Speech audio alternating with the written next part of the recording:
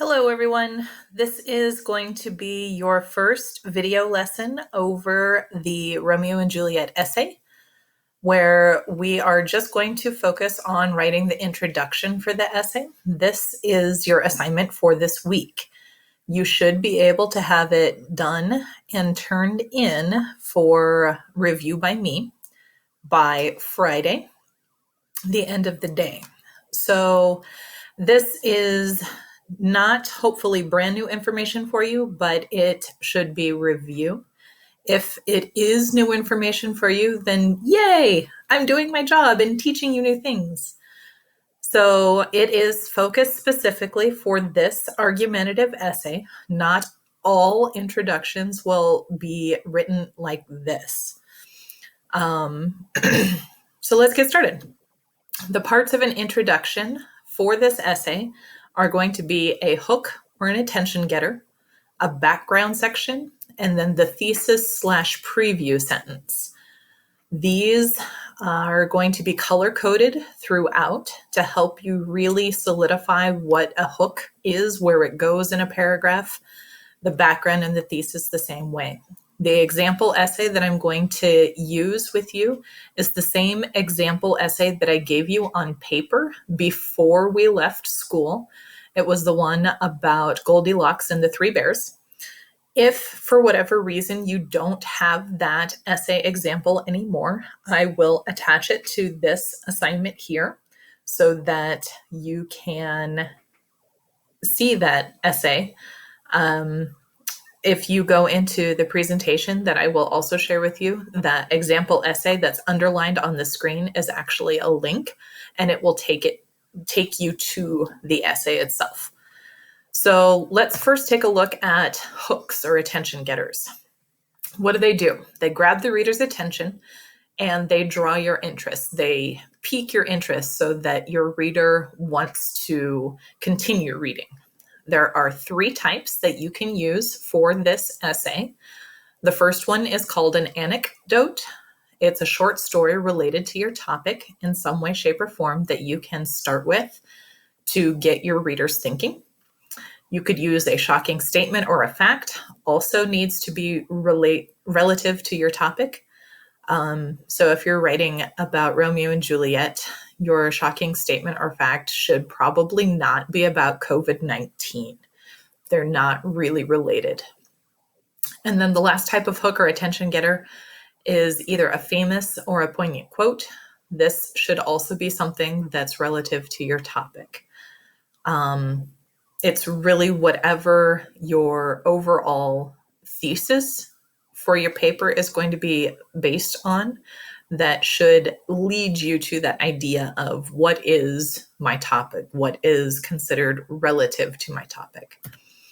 Okay, so here's the first paragraph, the introduction from the essay. The entire thing is there. The only part that I have in red here is the hook or the intro or the attention getter. As you can see, in this particular example, it's just one sentence. It could be more than one sentence, especially if you choose to go with the anecdote style of hook.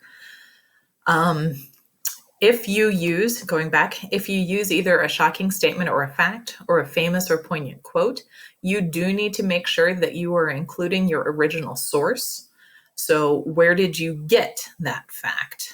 Or where did you get that quote? Who said it originally? Make sure that you're giving all of the information that you need.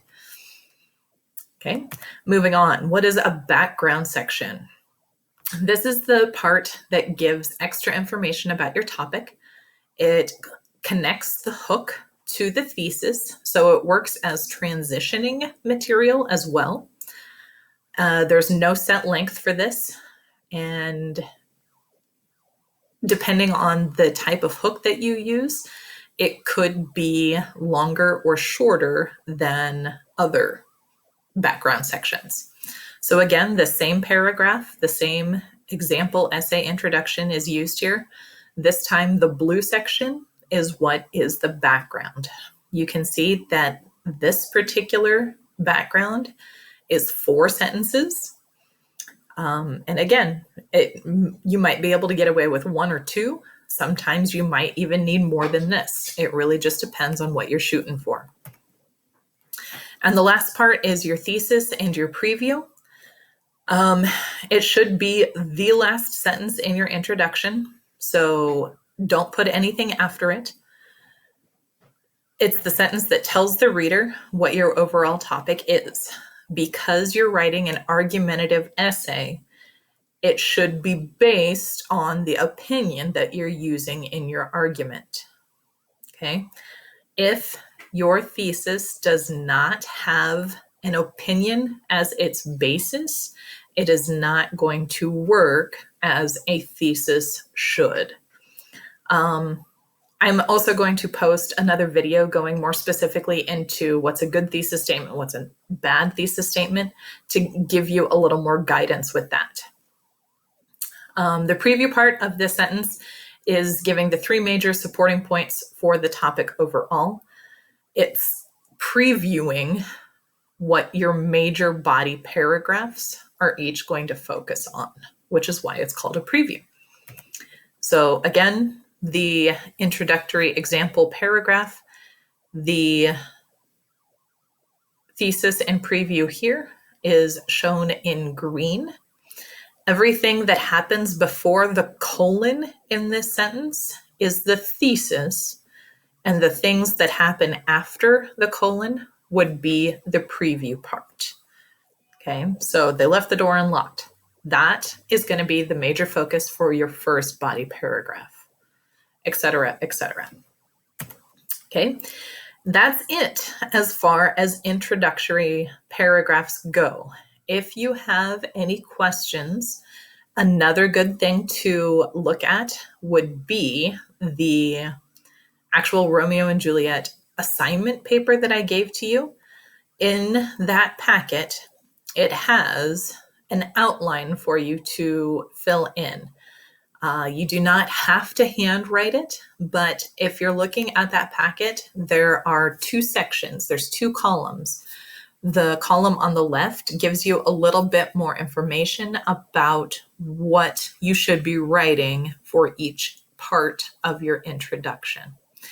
As always, I do have office hours from 10 to noon and 1 to 3. If you need to hop in the Zoom video to ask me a couple questions as you're writing, I look forward to hearing from you, to talking to you if that is something that you need.